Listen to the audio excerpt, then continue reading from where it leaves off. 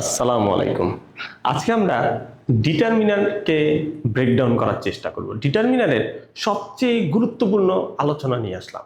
সেটা হচ্ছে কাউন্টেবল নাউনের সাথে কোন কোন জিনিসগুলিকে আমরা ব্যবহার করতে পারি, আবার আনকাউন্টেবল নাউনের সাথে কাকে কাকে ব্যবহার করতে পারি। ঠিক আছে? তো কাউন্টেবল নাউনে যে ব্যবহারগুলি আমরা জানি, যেগুলিকে কাউন্ট করা যায় সেগুলিকে কাউন্টেবল নাউন বলে। এখানে দেখো, ছবিতে দেখো বলা আছে অ্যাপলস, তারপর বলা আছে এগস, তারপর বলা আছে কেক। এগুলিকে সবগুলিকে কি বলা হয়? কাউন্টেবল নাউন বলা হয়।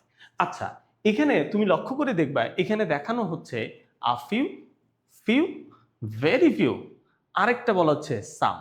এখন এইগুলিকে কখন কোনটাকে ব্যবহার করা হবে সেটাই আজকে আমরা ব্রেকডাউন করার চেষ্টা করব।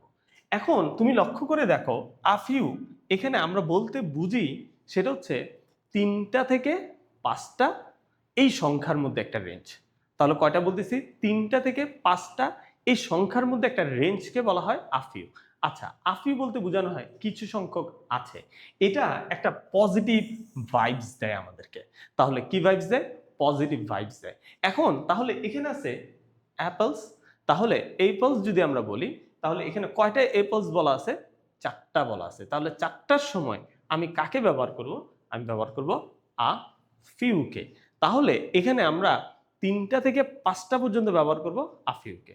এখন তুমি মনে রাখবা, আফিউ যেখানে ব্যবহার করা যাবে সেইখানেই আমরা ব্যবহার করতে পারবো সামকে। সাম একটা অনির্দিষ্ট সংখ্যা, সেখানে কিছু সংখ্যক হতে পারে, বেশি সংখ্যক হতে পারে। তার মানে তখন আমরা যেখানে আমরা আফিউকে ব্যবহার করব সেখানে আমরা ব্যবহার করতে পারবো সামকে। আচ্ছা, এখন তুমি লক্ষ্য করে দেখো, এখানে আছে ফিউ, আরেকটা আছে ভেরি ফিউ। আচ্ছা, ফিউ হচ্ছে নেগেটিভ সেন্স বোঝায়। নেগেটিভ সেন্স বলতে একটা অথবা দুইটা, একটা অথবা দুইটা, এরকম নেগেটিভ সেন্স, মানে নাই বললেই চলে। আচ্ছা, এখানে দেখো কয়টা এক্স আছে? 2টা। তাহলে এই এক্স এর সাথে তুমি কাকে মিলাতে পারো? যেটাকে মিলাতে পারো সেটা হচ্ছে কি এখানে ফিউ। বলো কি মিলাতে পারো? ফিউ। আচ্ছা, তোমরা কি জানো ভেরি ফিউ কখন ব্যবহার করা হয়? ভেরি ফিউ ব্যবহার করা হয় ঠিক তখনই যখন হচ্ছে এই নেগেটিভ সাইডটাকে আরো বেশি নিচে বোঝানো হয়। তার মানে আরো কঠিনতম নেগেটিভ বোঝাচ্ছে। যেমন কঠিনতম নেগেটিভ বলতে কি বোঝাচ্ছি আমি? যে ধরো এইভাবে ধরো যে একটা আছে অথবা একেবারেই নাই, তার মানে 0 অথবা 1। তার মানে ভেরি ফিউ যখন বলবো তখন বুঝাবো আছে, একটা আছে অথবা নাই আছে। ঠিক আছে? তাহলে সেখানে দেখো, এখানে কেক আছে কয়টা? একটা। তখন আমরা ব্যবহার করতে পারি কাকে?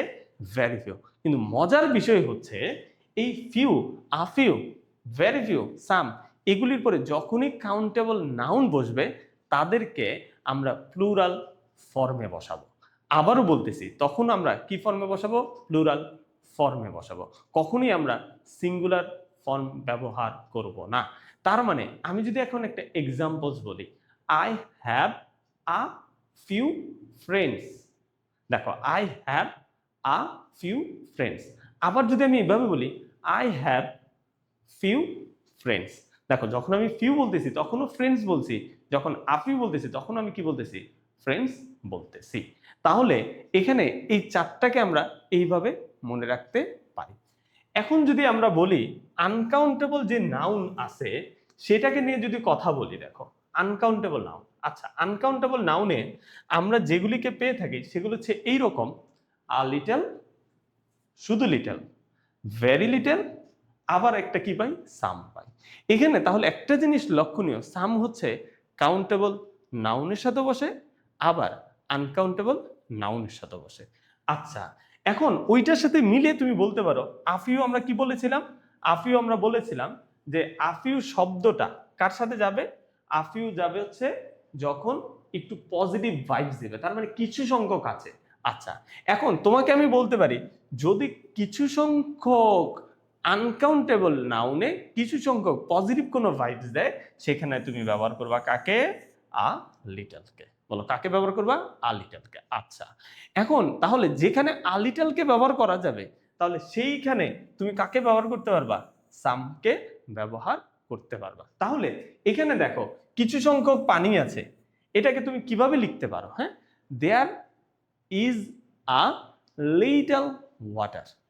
অথবা তুমি বলতে পারো দেয়ার ইজ সাম ওয়াটার। এখানে আমরা বলছি there is a little water অথবা there is some water.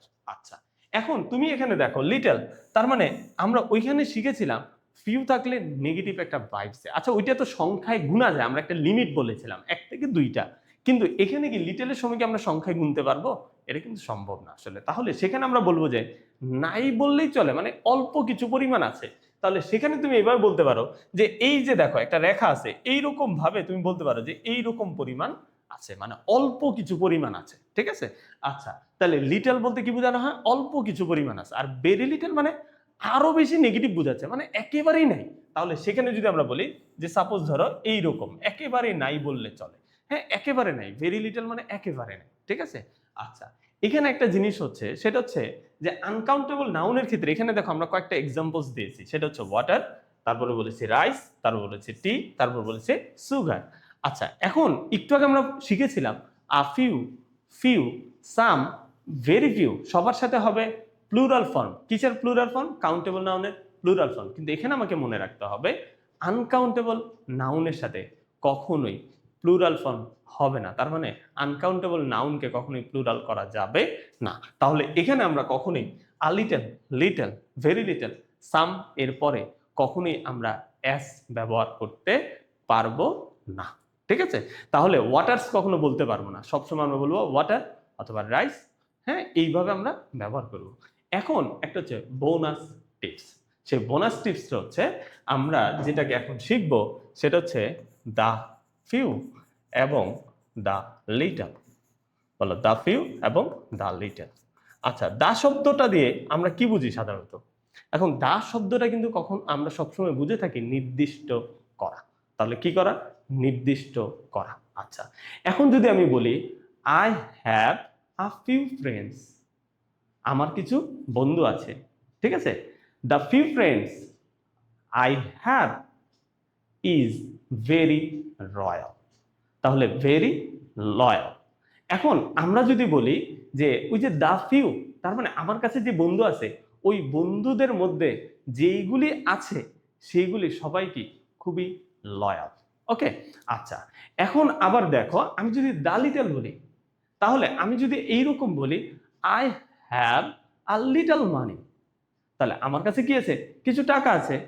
The few, the little মানি। এখন দেখো the little money I have is yours. এই কথাটা তুমি তোমার কাছের মানুষকে বলতে পারো, তাহলে খুবই খুশি হয়ে যাবে। আল্লাহ হাফেজ।